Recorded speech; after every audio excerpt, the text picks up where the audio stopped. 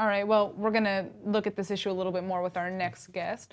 Like Aaron just mentioned, it seems that every time a new allegation is brought up against Prime Minister Netanyahu, he ends up receiving more support from the public and his numbers in the polls go up. Now, here with us as to how and why that is happening is Ziv Maor, the editor-in-chief at Mida.org.il. Thanks for coming in.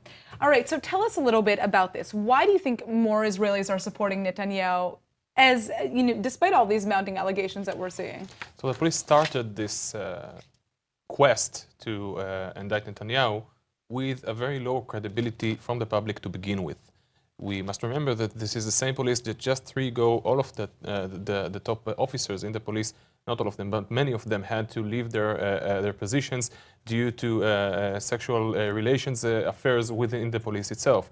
This is the same police that let down the public and the 3 boys in 2014 when one of them, while being kidnapped, called the police and got no response. This is the same police that in 10 years ago, in 2007, a judge said that the organized crime has infiltrated so deep into police and nothing intense happened about it. This is not a new organization. This is the same organization. Now, as for we didn't hear Netanyahu speaking about the police in this way you before. asked me why do I think the public does not buy these stories. This is the first reason. The police has got no credibility from the public. As to the probes themselves and the claims against Netanyahu. So I do believe that maybe the first mistake, the biggest story that we've heard details about is actually 2000, not 1000, the one with Noni Moses rather than with Milchen.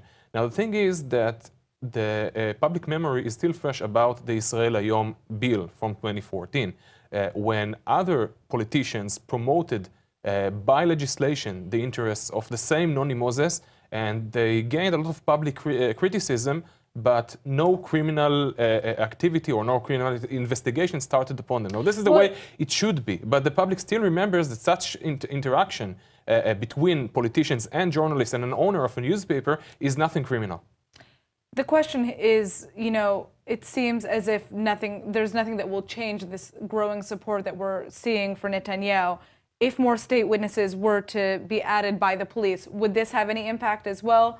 Is there anything that could change kind of his status in the public eye right now? So basically what we have is 2 versions. One of the prime minister says there is nothing and there will be nothing because there is nothing.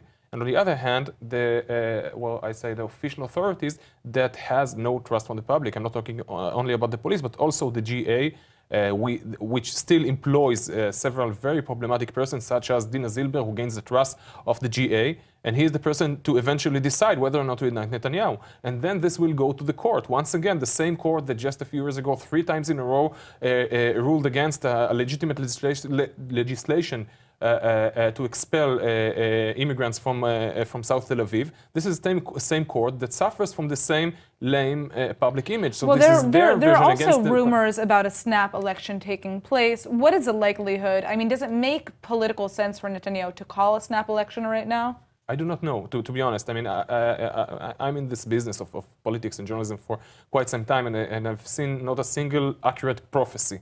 I do not know what his advisors advising me with, but I can say that the current reason for the claims or the rumors that there will be elections soon does not seem serious to me. That is to say that if it is serious, it's something that Netanyahu himself initiated.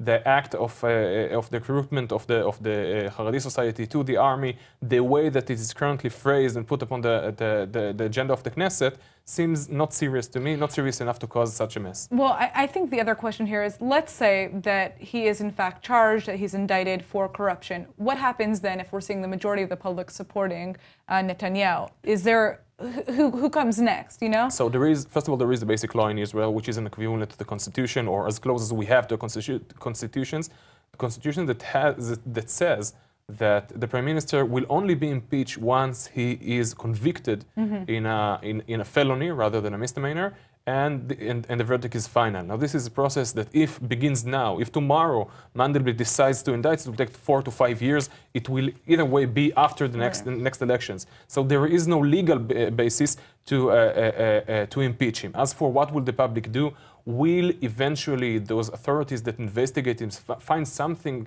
to convince the public that Netanyahu is indeed corrupted? I'm in doubt, because I personally do not believe that he is corrupt, and that the entities that investigate him are more corrupt than him. All right. Well, thank you for joining us. You're welcome.